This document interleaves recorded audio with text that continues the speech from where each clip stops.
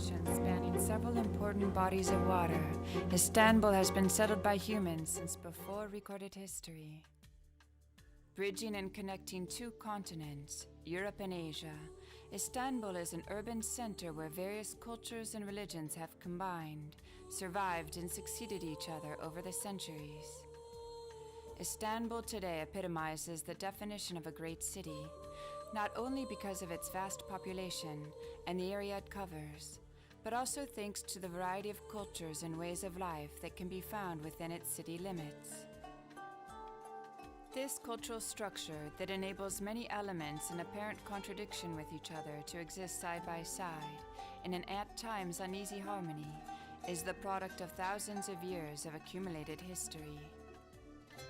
Although the earliest settlements on the site of modern-day Istanbul date from the prehistoric period, continuous stable settlements date from the colonial period, when the area came under the dominion of the Roman Empire.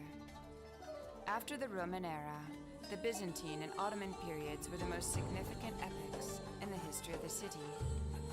In both of these periods, Istanbul defined itself as a political and religious capital, becoming in turn a major center of Christianity and Islam. This extraordinary heritage can be seen in the many great monuments, both religious and civil, built during the Byzantine and Ottoman eras, that grace Istanbul to this day. Overshadowing Istanbul's traditional architecture is one of the world's largest suspension bridges, the Bosphorus Bridge, which links the Balkans and Anatolia, and thus Europe and Asia. In 1970, ground was broken for the bridge that was to be 1,560 meters long, with a width of 33.40 meters and an altitude of 64 meters. Any visit to Istanbul would not be complete without the traditional yet unforgettable boat excursion up the Bosphorus, the winding strait that separates Europe and Asia. Its shores offer a delightful mixture of past and present, grand splendor and simple beauty. Modern hotels stand next to Yali, the traditional Turkish shorefront wooden villas. Marble palaces abut rustic stone fortresses, and elegant compounds neighbor small fishing villages. The Bosphorus is the strait between the Black Sea and the Sea of Marmara.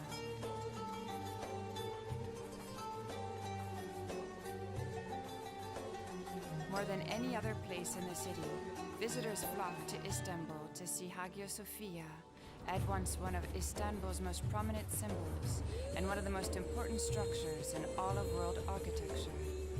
Hagia Sophia was built by the Byzantine Emperor Justinian I. Although it is a Byzantine structure, Hagia Sophia is nonetheless a typical example of the Roman architectural tradition.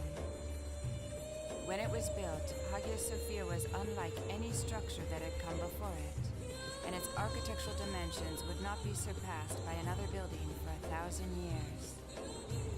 Although its original name was indeed Hagia Sophia, it is often mistakenly thought that it was named after Saint Sophia. In fact, the name Sophia, as applied to Hagia Sophia, is not the name of a saint at all, but a reference to the second member of Christianity's Holy Trinity, the Holy Wisdom. During the first period of its existence, it was known by the Byzantine people as the Giant Church, and only began to be known as Hagia Sophia after Istanbul fell to the Turks in the year 1453. Unfortunately, nothing remains of the original Hagia Sophia, which was built on this site in the 4th century by Constantine the Great. Constantine was the first Christian emperor and the founder of the city of Constantinople, which he called the New Rome. The Hagia Sophia was one of several great churches he built in the most important cities throughout his empire. Following the destruction of Constantine's church, a second was built by his son Constantius and the Emperor Theodosius the Great. This second church was burned down during the Nika riots of 532, though fragments of it have been excavated and are visible today. The first structure, known as Hagia Sophia, a closed basilica covered by a wooden roof, was built in the year 360. This early structure was frequently damaged by the many uprisings and fires throughout its history. Finally, in around 560, the Emperor Justinian I decided to construct a magnificent house of worship, rather than repair the old structure. In order to do so, he contracted two architects, Isidore of Miletus and Anthemius of Tralles, who were professors of geometry at the University of Constantinople. The emperor spared no expense in his goal to create a place of worship unlike any other that had been seen up until that time. Materials for the construction, which lasted 5 years, were gathered immediately from every direction. Pillars were even taken from the pagan temples of Ephesus and Artemis for use in the building. Justinian's basilica was both the culminating architectural achievement of late antiquity and the first masterpiece of Byzantine architecture. Its influence, both architecturally and liturgically, was widespread and enduring in the Eastern Orthodox, Roman Catholic, and Muslim worlds alike. For over 900 years, the Hagia Sophia was the seat of the Orthodox Patriarch of Constantinople and a principal setting for church councils and imperial ceremonies. Hagia Sophia has suffered significant damage on many occasions since it was built. The most serious of these occurred during the time of the Fourth Crusade. In the year 1204, the knights who had taken the city plundered many of Hagia Sophia's holy and valuable relics in the name of Christianity. This event cemented the division of the Greek Orthodox and Roman Catholic churches that had begun with the Great Schism of 1054. It also means that most of Hagia Sophia's riches can be seen today not in Istanbul, but in the treasury of St. Mark's Basilica in Venice. On May 29, 1453, the day that Istanbul was conquered by the Muslims, Fatih Sultan Mehmed went directly to Hagia Sophia upon entering the city.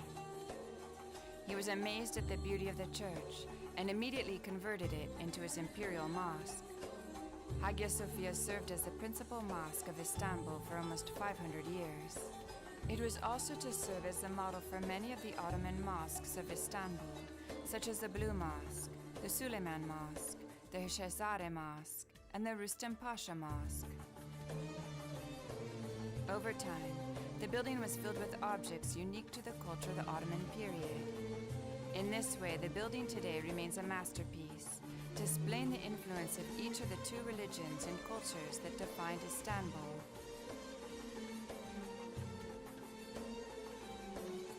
One of two great marble urns in the nave of the Hagia Sophia, both of which date from Hellenistic or Roman times. The Hagia Sophia has a classical basilica plan. The main ground plan of the building is a rectangle, 70 meters in width and 75 meters in length. The area is covered by a central dome with a diameter of 31 meters, which is just slightly smaller than that of the Pantheon in Rome. The interior surfaces are sheathed with green and white polychrome marble, adorned with purple porphyry and gold mosaics. Because Byzantium remained strongly under the influence of Rome at the time of the church's construction, this structure is an amalgam of the magnificence of Roman architecture with classical Byzantine ecclesiastical architecture. The original mosaics of the church were severely damaged by the iconoclasts, but new mosaics replaced the earlier ones in the 9th century, after the end of the Second Iconoclast period.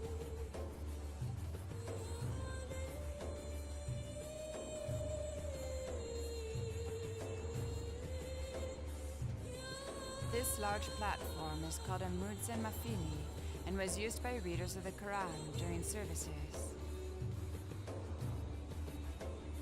This beautiful apse mosaic, depicting the enthroned Virgin and Child, is the oldest of the surviving mosaics in Hagia Sophia. The Islamic calligraphic rondels suspended from the main dome since the 19th century remain in place. The beautiful marble structure in the apse is a mihrab, a niche found in all mosques that indicates the direction of Mecca.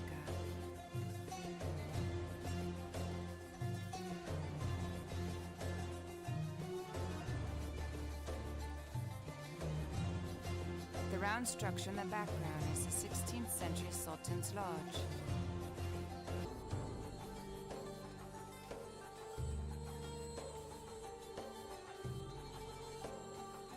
With its massive dome, 40 windows, 100 square meter columns, impressive history, and beautifully restored architecture, the Church of Hagia Sophia is without a doubt one of Istanbul's most magnificent treasures.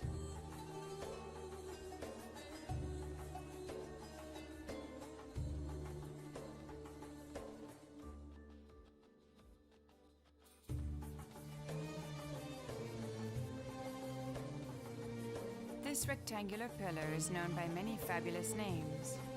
Legend has it that if you successfully complete a 360-degree circle with your thumb in the hole, you will be granted a wish.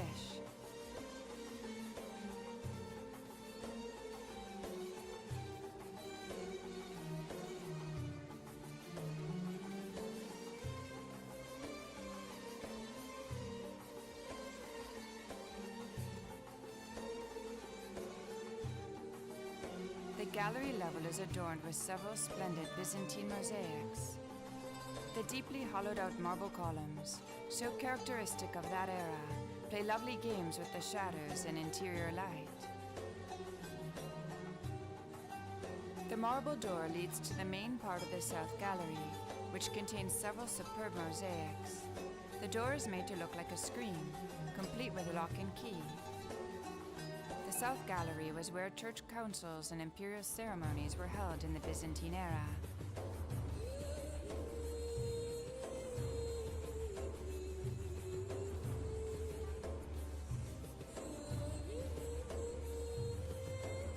Shown here, a few of the lovely details of the decoration on the arches of the upper gallery.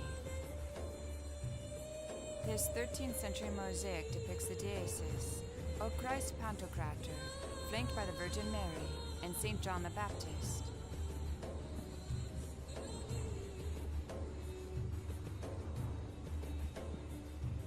Located above the door to the vestibule of the warriors is a mosaic of the Virgin with Constantine and Justinian, also known as the mosaic of the donors.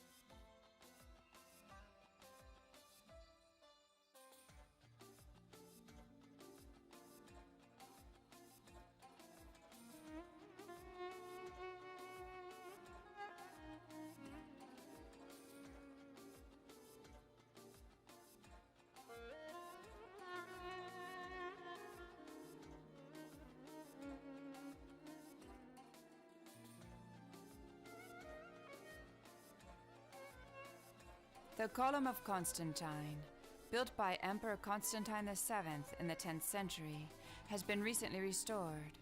It was once covered with embossed copper and brass plates that were visible from a great distance, but these were removed during the Latin invasion of the 13th century to be used to mint coins.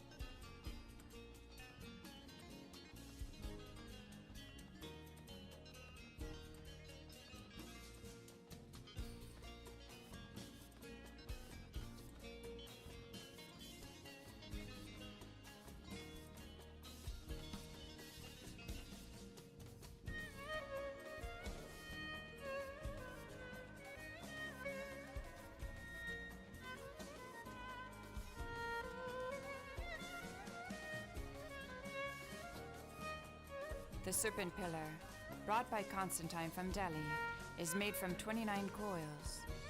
According to local legend, the coils keep scorpions, centipedes, snakes, and other pests from the city.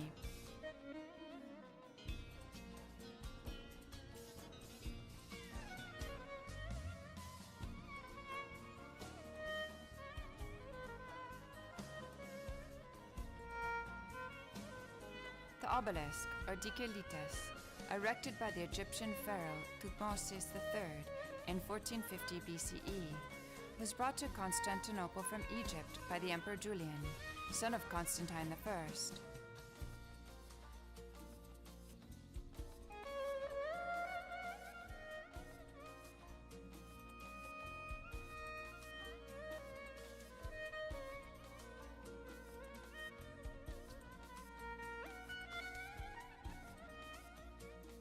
The areas of Istanbul were declared a World Heritage Site by UNESCO in 1985.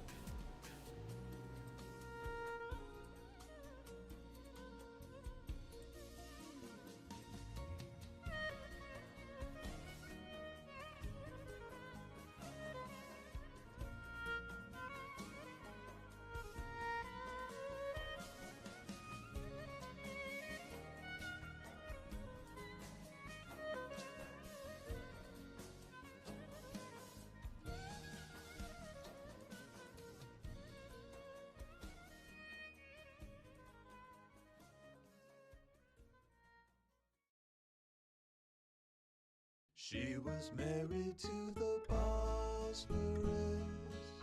She threw her ring and then she blew a kiss to the Ottomans and Byzantines lying beneath the sea. She wore a pink and yellow summer dress, kept her hair just like a poetess. Traveled all the way to Germany, the trains and the cold dark sea. The amber glow of a morning cigarette on the Istiklal goddess. The vapor trails and the tiny minarets, all the domes and silhouettes.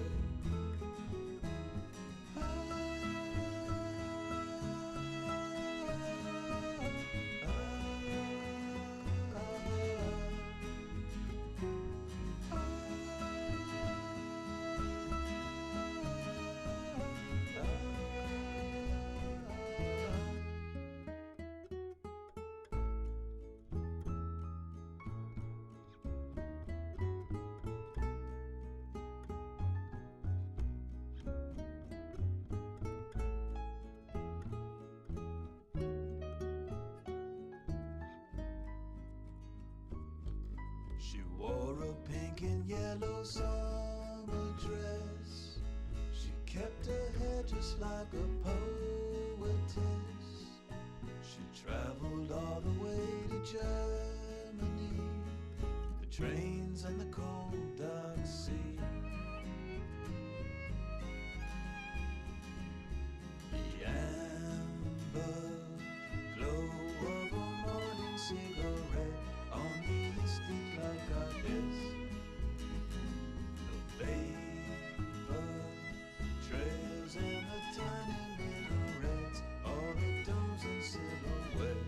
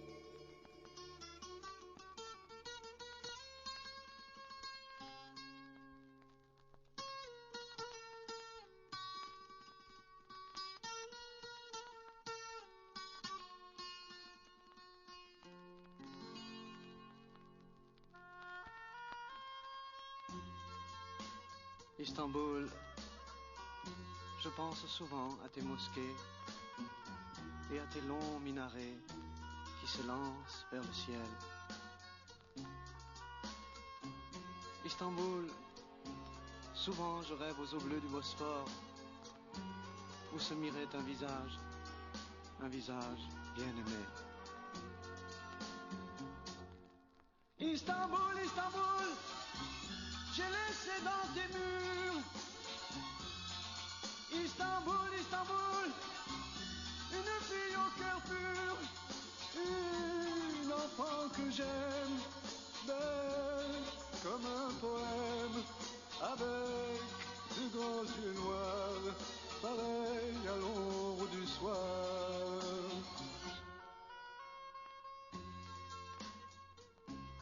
Istanbul, pourquoi la vie sépare-t-elle les amants?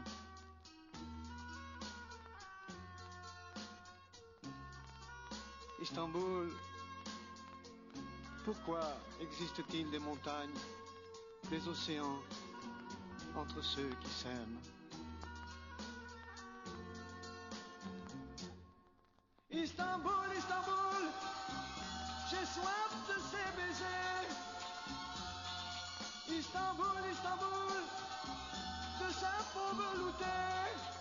J'ai faim de son regard, je voudrais la revoir pour abreuver mon cœur d'un peu